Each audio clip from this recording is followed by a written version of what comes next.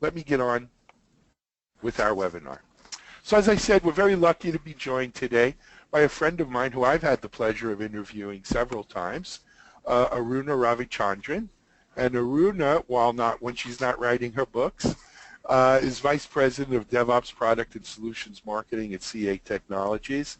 But beyond that, Aruna also has 20, let's say not 20 plus, but at least 20 years of industry experience. And I know from speaking with Aruna in the past, Aruna's background is actually in engineering, where she's probably written a million lines of code for companies like HP and Juniper. And then she crossed the chasm over to the business side of the house and built not a second career, but continued building her career to where she is today. So Aruna, thank you so much for joining us. A pleasure to have you on our webinar today. Thank you very much, Alan. It's my pleasure to actually join the webcast today with my two co-authors, Kiran Taylor as well as Pete Waterhouse. Yes, and they both are with us. And as I mentioned, Peter, it's the middle of the night in Australia. So many, many thanks for going the extra mile here. As I mentioned, Jules already has it out on the chat section, a link to the book. But, just some quick facts here. Aruna, of course, the book was published on 2016. Your co-authors are Kiran and yourself. Yep, that's correct. And in addition to that, when we embarked on this journey for the book, we also decided that we wrote this book because the three of us are very passionate about the whole topic on DevOps. All three of us talked to a whole bunch of customers of CA, but we also talked to a whole bunch of thought leaders in the industry who are practicing DevOps practices. And when we embarked on this journey of the book, we also decided that, we did this because we're passionate about this topic, and we wanted to be able to also have some kind of an impact externally from a contribution perspective. So if you buy the print edition of the book, which is available on Amazon, all of the proceeds from the print edition will actually be donated to Foundation of Excellence. It's a non-profit organization. You can look it up online, and it provides STEM careers, STEM scholarships for children based out of India. So that's anything you contribute in terms of downloading the hard copy of the book will actually be donated for a very charitable cause. That's fantastic and great. Kudos to all three of you for doing that. And we never know who's going to be in that next class, do we, Aruna? It could be someone who changes the world. Exactly right. You got that. Yep. All right. So Aruna, you started talking a little bit about why you wrote the book, why the three of you decided to write the book. But let's dive in a little deeper if it's okay. And I'm going to hand it over to you, and you do the play-by-play, I'll do the color commentary. So Aruna, take it. Okay, so why did we decide to embark on this journey of writing the book, right? So it took us actually a year and a half to write the book, and we did it in our own private time. If you look at the book, it's really a thought leadership book. It's not a book which is trying to tout all of the CA products. And the main goal for writing the book is that as we talk to a lot of people in the industry working across, smaller companies, larger companies, unicorns, and the horses, which are out there, what we realized were that some of the challenges which these customers and vendors actually faced had a common pattern across the board. So first and foremost, what we realized was that DevOps was actually gaining widespread adoption. It's been there for close to about 5+ years. It's one of the most highly searched keyword terms according to Gartner, but it still has long ways to go in terms of getting maturity. So we recently did a survey through CA, through Coleman Parks. We interviewed about 1,100 DevOps professionals across 10 different countries. I'll talk about the results a little more later during this particular webcast. But one of the key things we learned as a result of that is that only 1/3 of the DevOps adopters have actually. You know what, Aruna, I don't know if it's me or the rest of the audience, but you're breaking up a little bit. Might be an internet thing. Can you hear us? No, it seems like we might have a little problem there with Aruna's audio, but embrace the practice very, very broadly within their organization. So what we came to know, some of the DevOps practices. So one of the most key things you'll see across the book is that we focused on real-world examples. Our goal when we embarked on this journey was to actually publish a book which will pretty much help our underlying users. excellent. So, Aruna, I think we might have dropped a little bit on audio there for a moment. Okay, so can you hear me now? Sorry about that. I don't know why. But I just want to go over the facts, the survey that you had commissioned and done with CA. 87% of organizations had implemented some DevOps in at least one area of IT. 34% have implemented it broadly across all of IT. So more than a third across all of IT, right? Yes, that's right. Yep. And so I think this is a good point then, Aruna, to bring up our first polling question to understand a little bit from our audience where they are in their DevOps journeys. So Jules, if we can have our first polling question, please. Right? And our first polling question is, what is your organization's current level of DevOps maturity? Not yet started, early adopter, growing maturity, so sort of that adolescent stage, if you will, or advanced practitioner. And we'll hopefully get as many of you voting as possible. So please, the more the vote, the more the merrier. It gives us more interactivity, more to talk about. Let's close voting down in 5, 4, 3, 2, 1. Okay, survey says, wow. So Aruna, as you can see here, we've got almost a quarter of the people have not started their DevOps journey. So 30, that was exactly what I was sharing. I guess I got cut off a little in terms of my audio, but the study which we did with Coleman Parks shared with us exactly the same kind of information, that a lot of people know about DevOps, they hear about DevOps, but the number of people in terms of maturity of how much of DevOps they've actually embraced is very similar to actually this particular poll. Many people are in the early stages and not yet started. But there is so it's very much reflects. Thank you guys for actually taking the poll and sharing this with us. Excellent. Okay, Aruna, so let's talk a little bit more about what you found. Okay, so if you go into the next slide. Yes? Okay, so what we actually found, when we actually did this particular survey is that we know that DevOps was gaining momentum. People actually wanted to understand the use cases, how customers are actually doing it. But we looked at 4 different things which we pretty much covered in the book, which were all the things which we heard from various different people we talked to. We interviewed over 150 plus people, existing customers, non-customers, industry thought leaders, to understand what are some of the key things people are actually looking out for. And we broke that into 4 different areas, and you'll see that these were actually primarily discussed within the book. First one is culture remains as the king. Every DevOps conversation starts about talking about the culture. DevOps is not a methodology. It's people, process, and technology, but the underlying principles beyond that is actually driven through a cultural transformation which the companies actually need to go through. There is a lot of things which are written around culture and how culture needs to change, and why you need to have very strong executive leadership, because you need to have buy-in at the top in order to make that particular cultural transformation. And the book actually talks about some of the use cases which you see playing out in the real world.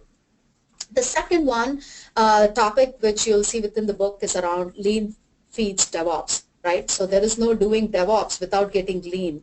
So considerable attention must be given to adopting lean practices to get DevOps off the ground. Again, you'll see a lot, some of the proof and examples which we discussed with the use cases, and in particular the results from our recent work which we did with Coleman Parks, which was the external survey we ran with over 1,000 plus people. The key here is how you can dovetail Agile and DevOps practices to attack bottlenecks and refine processes as you go. And it's an iterative process where things become more leaner over time. The third thing which we discovered while talking to people is around how do you measure the success of DevOps?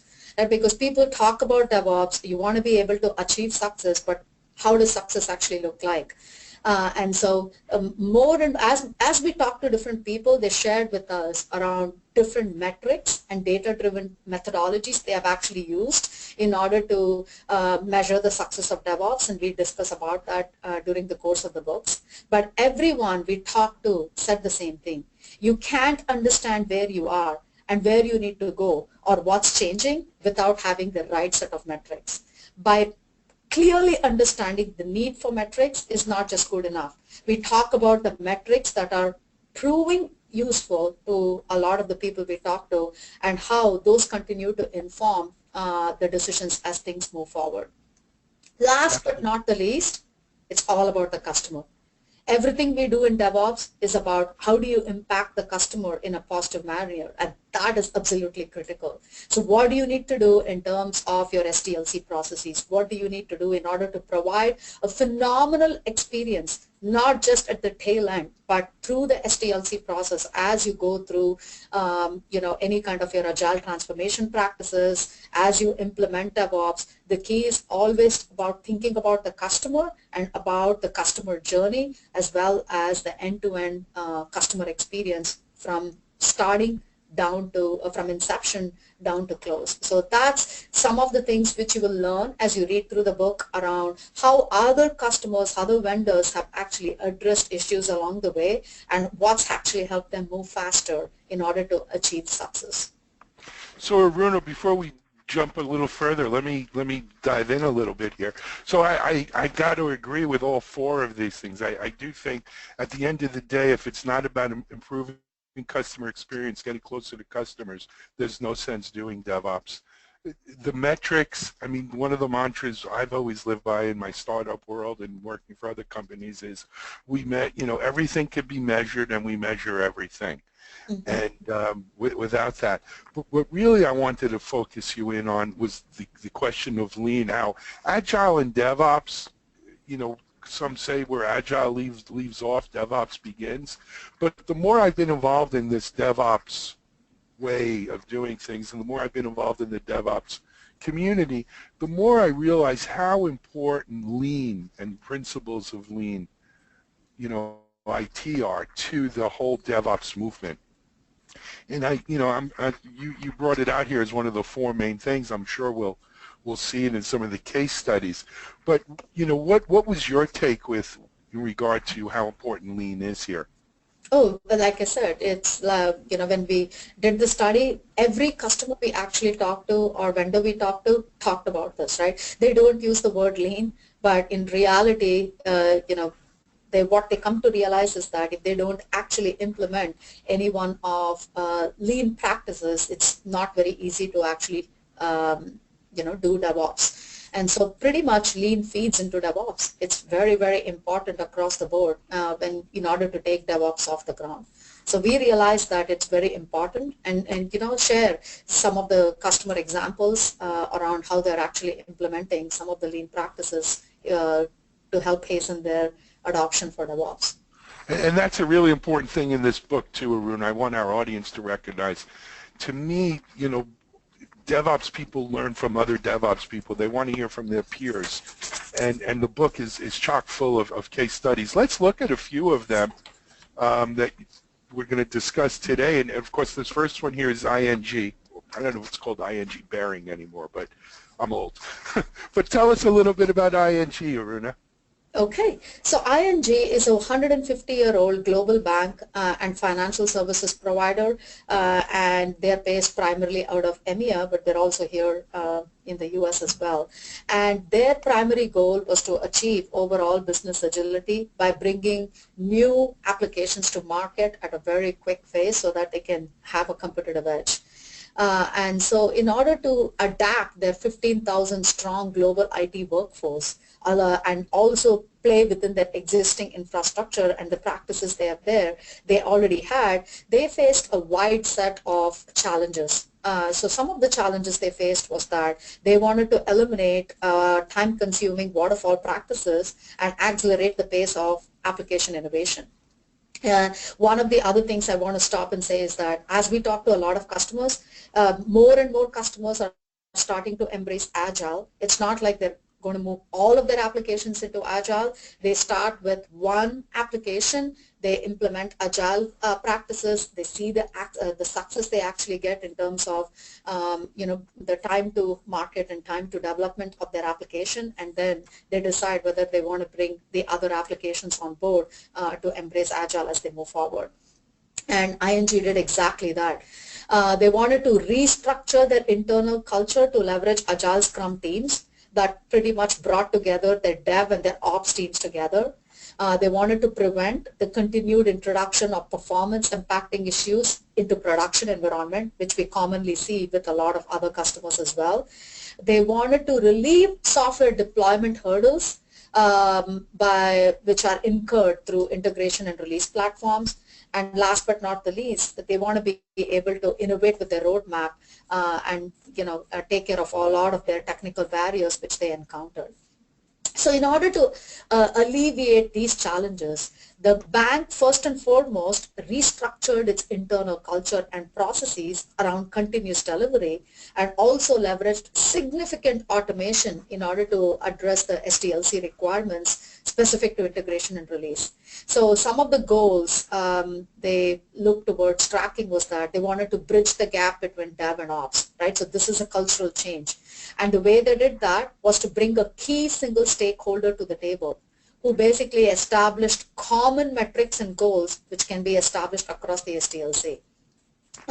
Another best practice which they sought to establish was that being able to bring about a bi-directional collaboration between their dev as well as the op teams. And the goal they wanted to accomplish was that very quickly eliminate the emerging code defects. So as soon as you catch any kind of defects within production or pre-production, you want to bring it back into the dev side. So this a constant feedback mechanism had to be established.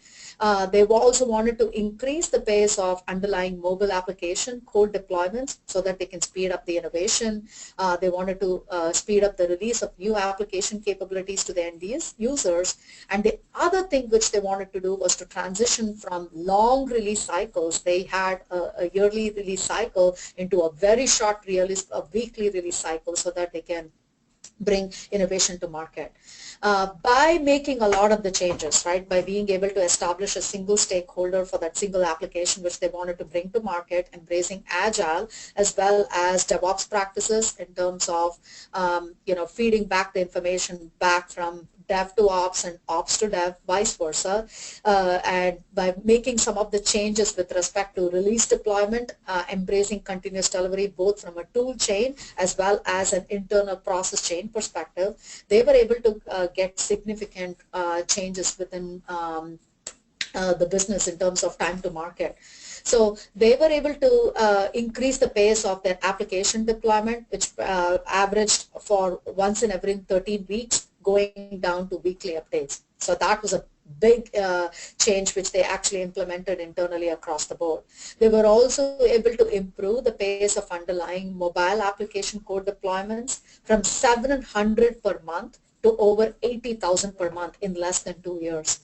And how did they actually measure the success? They measured the success by directly getting customer input on their mobile app. Right? So if you have the look at the ING mobile app, they looked at the reviews which they got before all of these practices were actually implemented, and then they looked at the satisfaction which the scores which you get from the rating of your mobile app, and it went from 1 star to 4 stars during the period of their transformation.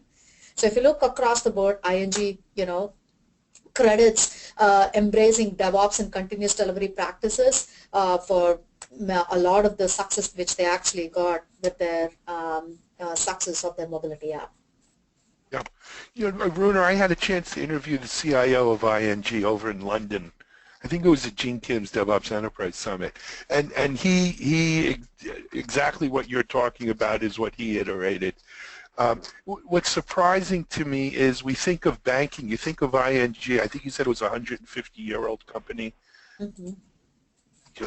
how much more conservative can you be than a 150-year-old banking company?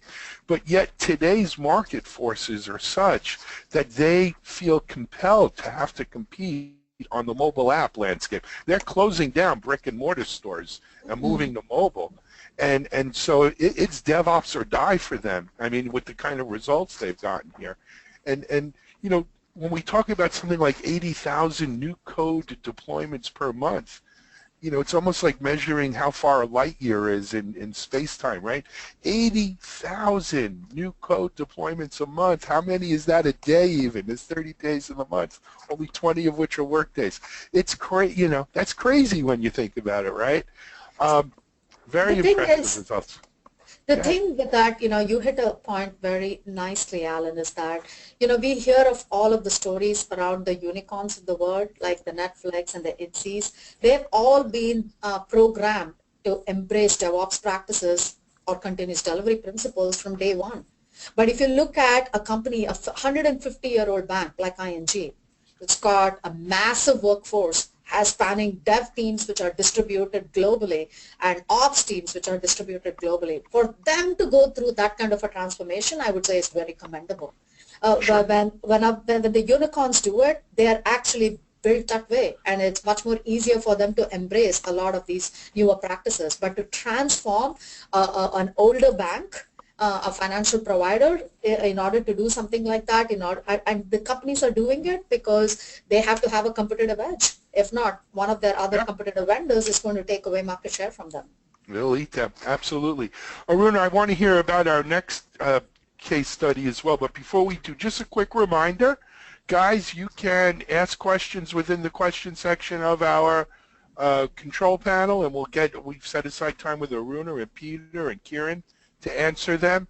Also, if you're twittering out on the Twitterverse and hashtag DevOps for Digital Leaders, you could win one of 10 author-signed copies of the book. So please do that. But Aruna, let's talk next about another company I'm always a fan of, Citrix. Tell us about Citrix. So Citrix provides a range of virtualization, networking, and cloud solutions to over 400,000 customers worldwide. They're very well known in the load balancing, in the networking industry, and they're constantly looking for ways to improve their IT operations and enable innovation. So when they embarked on the journey, one of the key things which the company faced was to basically bring about a good amount of cohesion between their development as well as their operations team, a true DevOps use case. So what were some of the challenges they faced on the development side? So they had very manual, time-consuming, error-prone environment in terms of provisioning as well as release processes.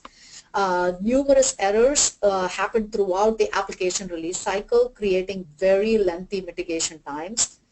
They had inefficiencies which were caused by uncoordinated adoption of open source tools, leading to duplication of effort, redundant solutions, as well as disjointed integration, and then slow response to customer feedback and market. And then if you look at the ops side, they had challenges there as well. They had fragmented release processes, and they were managing it with spreadsheets, scripts, and tools. They had difficulty managing and tracking the volume of releases as more and more dev teams started to embrace Agile. And this in turn resulted in long weekends, low staff morale, and stress due to problems when finally deploying things into production. And they ended up having double-digit application outages and downtimes which were happening each month, requiring an all-hands-on-deck approach to resolution, and which resulted in loss of customers and revenue due to downtime as well as outages which were happening in the environment. So in order to address these issues, they created an Office of IT Delivery Optimization. So again, they had to go through a cultural transformation. They had to create a centralized team which can basically embrace a lot of good practices to bring about the cohesion between the dev teams as well as the ops teams. So this Office of IT Delivery Optimization was tasked with evaluating and improving all elements of IT as well as development. Among the goals of the initiative, which they had, was that they wanted to identify common bottleneck across deployment and delivery, They wanted to streamline processes all the way from development down to production. They established strong business goals and metrics. Like I said, the key things with customers was that, what we found, you want to be able to understand what success needs to look like and march towards that common goal. They also established goals to reduce manual efforts during deployment. Their whole deployment was extremely manual, like I said, very erroneous, completely done through manual scripts. And last but not the least, they wanted to embrace end-to-end automation. So with these goals in mind, which what they accomplished were some phenomenal results in terms of being able to bring better cross-team collaboration, being able to bring greater business agility in terms of bringing products to market very, very quickly. So what they were able to do was that they were able to increase their they were able to reduce their application deployment time by more than 94%, which means that they tremendously automated their release deployment practices. So if you look at their flagship Citrix application, it was broken into multiple different smaller components, and they were able to automate it end to end, all the way from the beginning of the dev all the way down into the deployment as well as the production environment. They were able to accelerate their application delivery and reduce the errors and time required during the release process, which in turn enabled them as a company to be more responsive to their customer needs, ensure compliance and auditability, and gave them additional time to focus on next generation innovation tasks, basically by eliminating a lot of the repetitive tasks. So the key for them was being able to automate their software release, which in turn hastened the deployment of their application and enabled the automation of best practices end-to-end. Yep. So Aruna, in many ways, this Citrix case study was one of my favorite case studies in the book, in that to me it kind of proves, I talk about this thing of pockets of DevOps, where you get a company the size of Citrix, and they'll have a team here and a team there and a team here that's doing DevOps. And these little teams have, decent results, but they're little teams with little effect on the big picture. And the question then becomes, well, when you put all these sort of pockets of DevOps together and you start doing it organization-wide, do we have big results? And certainly here in this case study with Citrix, the results are pretty astonishing. Oh, no? Yeah, absolutely. Absolutely. In fact, they are one of our customers, and I had the opportunity to actually talk to the key stakeholder across the board, and he, was able to share a lot of the results which they actually got in terms of implementing the DevOps approach. No doubt in mind, the tools definitely help, but it's beyond the tools. Like I said, you have to have some kind of best practice, right? Like you have to have metrics where you can measure the success on how success looks like.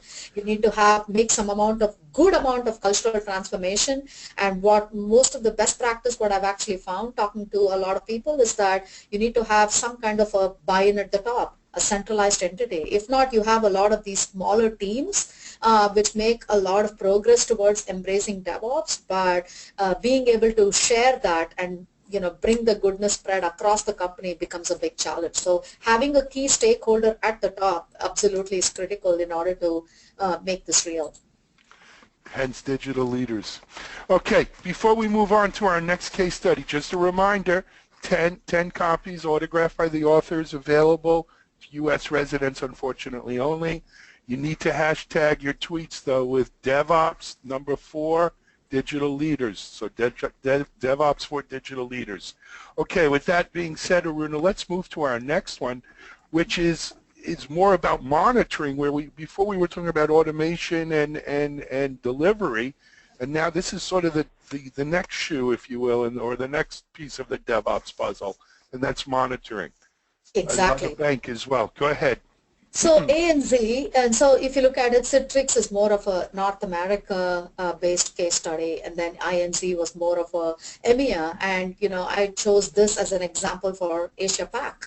ANZ is a very large commercial and banking financial provider headquartered in Australia and has a significant presence in all of Asia Pac.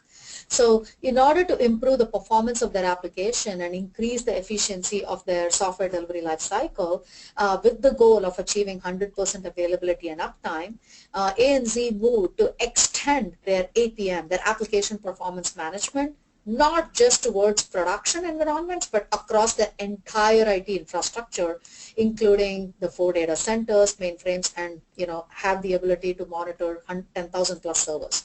So some of the typical challenges they actually faced in undertaking this effort was that addressing the massive complexity created by the distributed mainframe systems which they already had in play, a lack of continuous visibility into their application performance and outages because their applications span both on-premise as well as into the cloud infrastructure with Amazon, the inability to understand the transaction flow within the context of the application as it moved from the data center into the cloud so that they can easily identify root cause issues, limited their ability to identify performance issues during testing because they actually ended up hitting them in the production areas, which in turn caused significant amount of impact to their end users.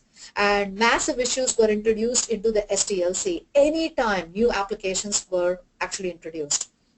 And in order to basically fix these challenges which they had, some of the key things which they did and they shared with us was that their goals was to reduce the number of incidents caused by the application releases. They wanted to have end-to-end continuous visibility into the application as it moved through the pipeline, starting all the way from requirements down to development to testing, down to pre-production, down to production. They want to be able to do deep dives into the application layer so that they could obtain code level visibility very quickly. They wanted to measure and analyze transaction as it moved across the distributed and highly diverse ANZ bank infrastructure. And they wanted to identify performance issues during the testing phase prior to feeding into production. And they wanted to have that constant feedback going from pre-prod down to the test very, very quickly.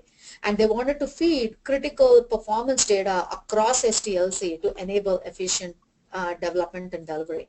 So these were some of the goals, and their approach was kind of different, right? So their goal was to actually left shift. We all would have heard the word left shift. It's meaning that how can you actually move some of the practices around DevOps in terms of monitoring much earlier on in the life cycle rather than catching the issues in the tail end of the life cycle. If you think about it, when you catch issues into production, they're 10 times much more expensive than if you catch it in the dev or the test phase. So their primary goal was to left shift their approach to monitoring, and the way they did that was to be able to deploy a lot of their best practices and their tools in the pre-prod and the testing environment so that they could catch issues much more earlier on in the life cycle. So along with massively reducing customer downtime, they were able to proactively discover and address issues before they affected the services on the production side,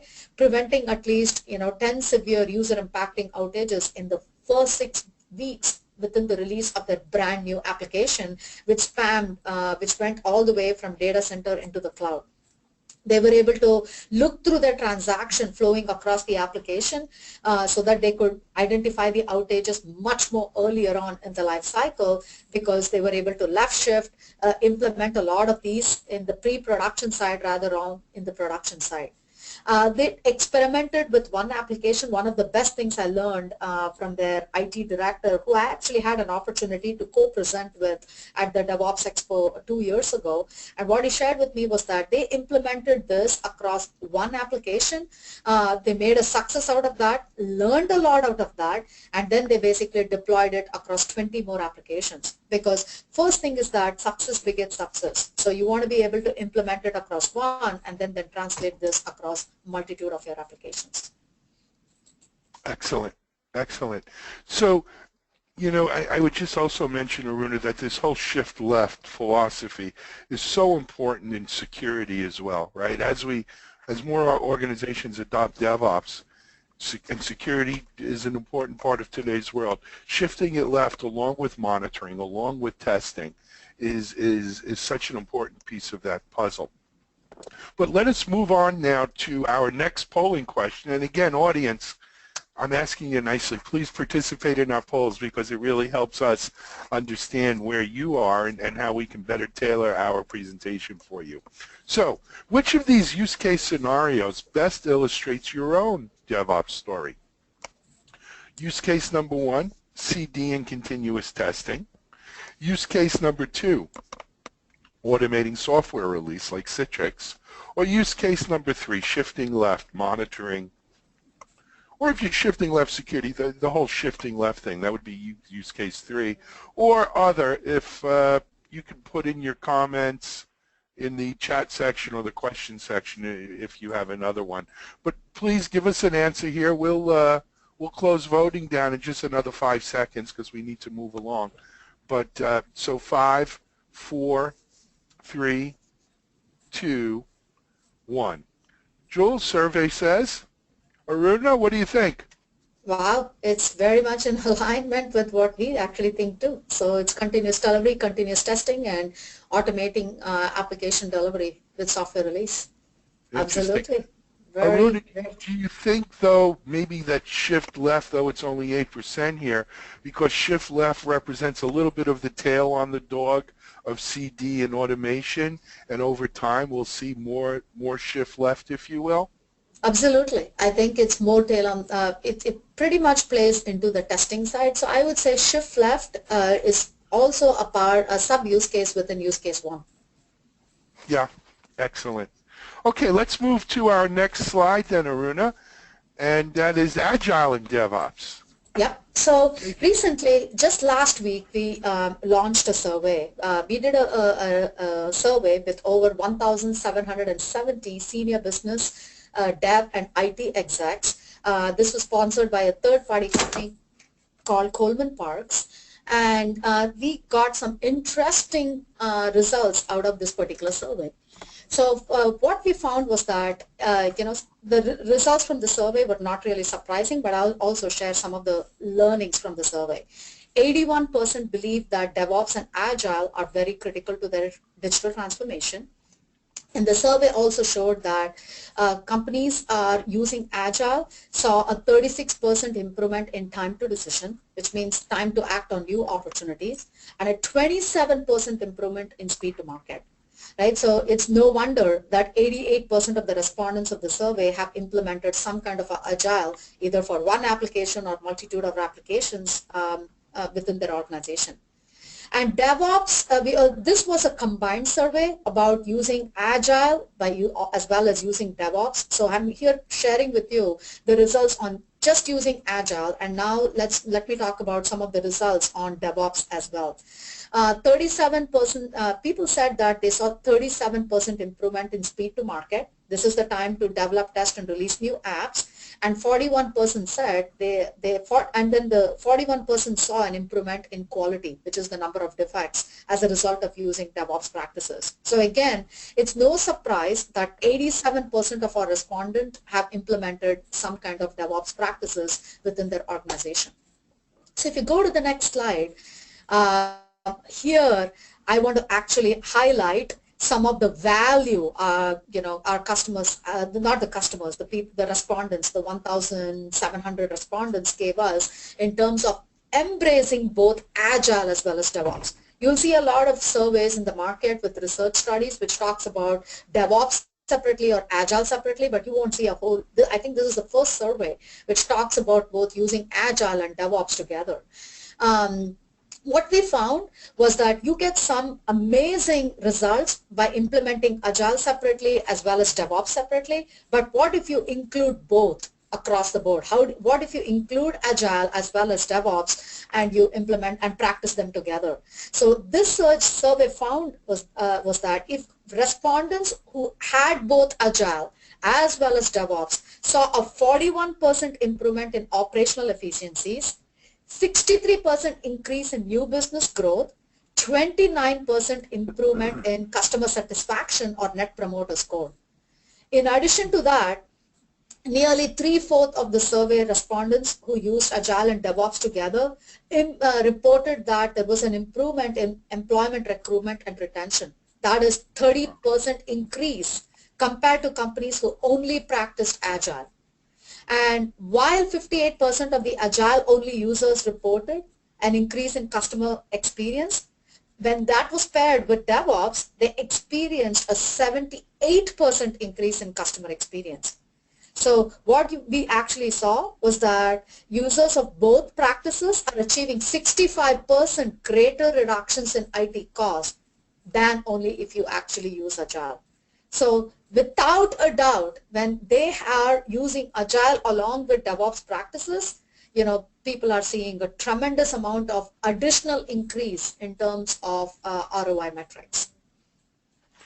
Aruna, those numbers are eye-popping. Eye-popping. Yeah. I can't talk too much about it right now, but I'm in the middle of some research here at DevOps.com and my role in DevOps Institute are on this subject, and it's hard to argue with those numbers. I mean, they're just phenomenal. And this was over 1,000 respondents to this survey, correct?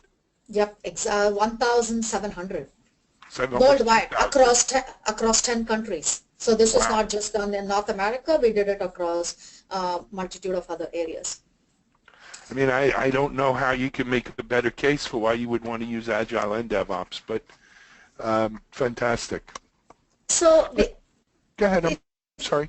So if you go into the next slide, I quickly want to cover one topic because I do want to give an opportunity for our users to ask questions. And so one of the key things, we actually saw from the report, like I said, we focused on a multitude of key topics, but some of the key topics which told us that our users were very interested in when they thought about DevOps but really didn't know how to do was around ROI metrics. So what you see over here is some of the results which we saw from the survey, and there are a lot of results on ROI metrics which came out of the State of the DevOps report, which is done by Gene Kim and Nicole Folkson, where they actually covered the metrics. And and then when we talked to the 150 plus customers and end users, when we wrote our book, the metrics were extremely important. So what we saw were that when people actually tracked around how success looks like, there were 5 different themes which they constantly looked at. One was business growth. Second one was operational efficiency. These are business metrics, mind you. They are not actually more technical metrics. These were more business metrics. So we saw, how success looks like was measured around 5 different categories: business growth, operational efficiencies, employee productivity, customer satisfaction, as well as customer experience. You'll see this theme in the Coleman-Bach report survey which we did, in the DevOps book which we wrote, as well as the State of the DevOps report which was done by Gene Kim as well. So that's why I categorize this as more of the business ROI metric, something for you guys to think about as you implement and embrace DevOps practices within your organization. Fantastic. Again, eye-popping kind of numbers, hard to argue with, Aruna. Yes? Yeah, totally. Yeah. Let's go one more polling question for our audience, if it's okay. Jules, next polling question, please. So again, guys, please help us out here. Which of these metrics are you using today to measure DevOps impact? Business growth, operational efficiency, employee productivity, customer satisfaction, or customer experience? You could select more than one, by the way, guys. So if you're doing more than one, feel free to select more than one. And we'll close voting off here. Come on, let's get a few more people in to vote. We'll close it off in 5 more seconds. Give us your votes here. 1, 5, 4, 3, 2, 1. Jules? Okay, wow. Wow, that's an amazing. What do you think? Operational efficiency, no doubt in my mind, 79%. 80%, 79, 80%, 80-20 right there. Yep, But and over then half customer satisfaction. satisfaction, yeah. We were both keyed in on that one. And then Exactly. employee productivity, 44%. Wow, that's awesome. Very It is much in tune. very much. All right, let's move to our next slide. So the final slide, right? So I want to close off before we open it up for Q&A is that, so if you read our book, you'll find that, we focus on how do you start, what's your journey going to be look like, what are some of the metrics and ROI you need to think about, and how can you read other customer use cases, and how can you actually leverage that within your particular scenarios. So in order to summarize, I would say, I would leave you guys behind with 5 different things which we learned as we talked to a whole bunch of people. You have to maintain a balance, which means that measurements must highlight advancement across the entire spectrum. Just touting acceleration of development without understanding how it impacts ops, or the flip side, not feeding info about MTTR into development, defeats the purpose of having a combined DevOps metrics. So you always have to think about the big picture impact on the impact of the metric across both dev as well as the ops. If not, the metric tends to be very dev focused, or it tends to be very ops focused. Second, change is everywhere. As Agile and DevOps are seeking to enact such transformational change across the entire SDLC, you want to keep an eye on where things are changing most dramatically and most rapidly. You need to understand how and where the change is occurring to keep everyone on the same page. So the cultural change, the changes which are happening across the SDLC, in terms of embracing DevOps practices is important, and things could change. So one of the key things when Gene Kim talked about in the recent State of the DevOps report is that if you think about testing, one of the key surprises which they learned was that around test data management, which was a nuance which is gaining quite a lot of importance in the whole world of testing as well as continuous delivery and DevOps. So things like that you have to keep in mind as things start to emerge across the board. Third is quality is the ultimate arbitrator. Going faster and creating problems makes no sense. Creating faster stovepipes makes no sense.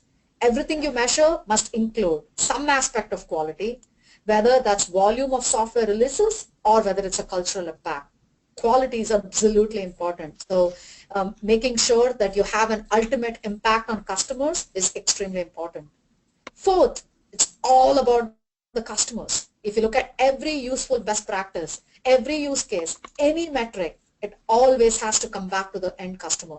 That's what it's all really about. Everything you do, everything we do, whether it's speeding application development or monitoring application behavior or doing best practices for testing, you have to track back to back, and it all needs to come down to improving customer satisfaction and customer experience. Last but not the least, it's the culture. Consider the State of the DevOps report. Read the Coleman Parks research. One of the leading metrics we see being touted is improvement of employment satisfaction. And happy work environment results in people building greater products, which in turn results in very happy customers. So the halo effect here cannot be understated, from an employee retention to people's eagerness to innovate. So with that, I want to pause and hand it off to Alan so that myself and my co-authors of the book, Kiran Taylor, as well as Pete Waterhouse, can take any questions you might have.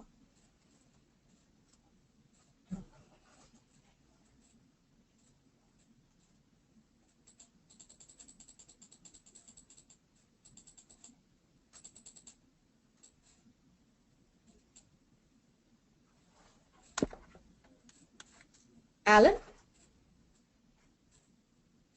Sorry, guys, I was on mute there for a moment. I apologize. Aruna, before we jump into questions, I just wanted to thank you personally for appearing today. This was a great webinar with some great insights into the book. Guys, besides the 10 autographed copies, hashtag DevOps for Digital Leaders on Twitter, I don't want you to think we're only giving away 10 copies of the book. The electronic version of the book is free to download. Jules will be putting up the link within our chat section. There's really no reason there's 500 of you plus registered for this. We should have 500 downloads of the book. This is a must-read book if you're into DevOps and it's your thing. But with that being said, Kieran, Peter, thanks for joining us. Let's jump into a couple of questions. So our first question is from Paul Bailey, and he works for a small software development company that is very much CEO driven. Sounds like a leadership issue. The organizational structure is for the most part flat with few, if any, defined layers of management. How would you even begin to try implementing DevOps here? Peter, you're an expert, Peter. I'd be interested to hear what you have to say on this one. Yeah, sure, Alan. Look, that's a great question. Can you hear me okay? Yes, I want to make sure you can hear me. Good. Look, I think it's all about empowerment. You know, it comes back to that culture thing that Aruna spoke about. It's about building high-trust teams. And the way to do that is empower them. Right? Empower them to make decisions, coding decisions, design decisions, as long as they're building supportability, maintainability, securability, all those itchy words into their app. So I think empowerment is really the holy grail. That's what you have to do with teams, be they centralized, distributed, is building that empowerment within your Agile and DevOps team. Sure. Kieran, any words of wisdom? Just to echo something that Pete said, and you know that the transformational change, you know, from a person's standpoint, really has to come from top down. So you can't stress enough that in this instance, you said it's a CEO-led company. Encourage that person to read the Phoenix Project, and then for a more in-depth view of DevOps, our own book here. And I think those two things would help the CEO appreciate the benefits that can be gained.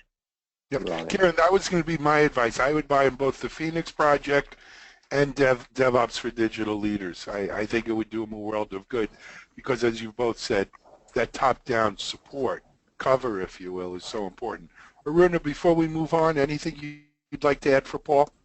I would say that, you know, if Paul, if you have done something across the board which where you can highlight some of the transformation initiatives that you or your team, I think one of the key things is how do you actually build that consensus across the board within the company?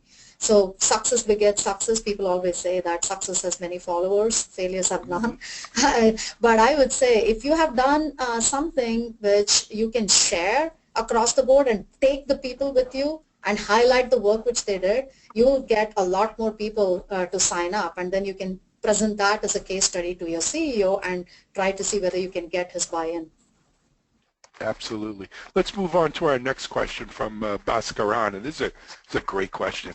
Can you speak more about doing Agile development and DevOps implementation in an organization with globally distributed teams? So, and this is a problem when you have a globally distributed organization, and even the teams themselves are globally distributed. And this is actually right up a CA. You know, you have such a large enterprise customer base. I'm sure you probably ran into this in the research. Kieran, would you like to go first on this one? Sure thing. You know, one of the precepts that I always come back to when we discuss DevOps is that it needs to be viewed through people, process, and technology. And so, you know, when the last question we spoke about people, but in the process and technology areas of a DevOps shift, I think that, you know, you need to be looking at these principles that center around, you know, the lean enterprise, how you do how you do more with less, and then in particular with the technology, Alan, are the technologies helping you in that cause? Things like release automation, you know, automate wherever you can. I think that organizations would do themselves well to look at the technology they're employing and see if it actually supports the processes they're trying to implement. Great. So I think just to add to that, and I think it comes back to, you know, what you spoke about earlier, Alan, in regards to lean. And it's really that. It's about looking at the value streams you have, you know, irrespective of where teams are placed, and looking to remove bottlenecks across the software delivery lifecycle, and looking at the elements of waste you have, and as Kieran said, automate to remove them. So, and if so one of the things is here we at CA Technologies, we are you know, $5 billion company, and we are very, very globally distributed across the board with R&D dev centers in every country across the board. And so this was a challenge we actually faced within the company. And it's been a year since we have had our Chief Product Officer, Ayman Syed, who has joined the company, and we have 6 different business units with their own general managers who run their practice however they think they need to run it in order to be successful. But one common theme which every one of the GMs have actually now enforced is to being able to embrace agile transformation across all the product sets they're bringing to market. And we are a very globally distributed company. If I just speak for one of the business units, continuous delivery, we are in 5 different dev centers, Prague, Dallas, India, Israel, and New York. And the way we actually implemented it is we used our agile coaching session. We basically acquired Rally. With that, we have the opportunity to embrace some of the agile practices with Rally. It was a transformation which happened across the board within the company. Every one of the dev leaders across the board, whether they are at an engineering level, director level, manager level, right up to the VP of engineering level, went through the whole transformation around agile. So in order to actually, Bhaskar, in order for you to implement that, you start with one project, with one product, you see the value you actually get with agile in terms of speed and time to market, but it also needs to have a key champion across the board. In our case, it was our Chief Product Officer, and which is why we are in the transformation in terms of bringing agile across the entire company. Absolutely. Guys, we are at the top of the hour, and we'll take one more question, but I'm respectful of everyone's time. What are your thoughts regarding the integration of containers to support DevOps initiatives? And this whole container thing is such a hot topic. Kieran, I know you're working in a lot of the APM space now. Peter, I wonder, containers, what are your thoughts? Yeah, absolutely. I think when you think of the sorts of architectures that people are moving to now, the sort of distributed architectures, microservices based, that lends itself well to a sort of container-based model where you're using them to deploy very quickly. So you need the sort of release automation capabilities that go with that, and it lends itself very well to DevOps. But the thing to consider there, of course, is with all the goodness, there are trade-offs. And with microservices and containers, I think as you alluded to, Alan, there, it introduces many monitoring challenges. You're dealing with many more moving parts, many more components, complex things like asynchronous messaging. So monitoring comes to the fore in terms of the management overhead.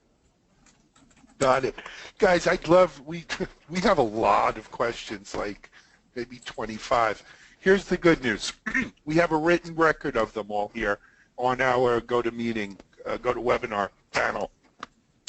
We will take these written questions, Aruna, Peter, Kieran, if it's okay. We're going to get them out to you.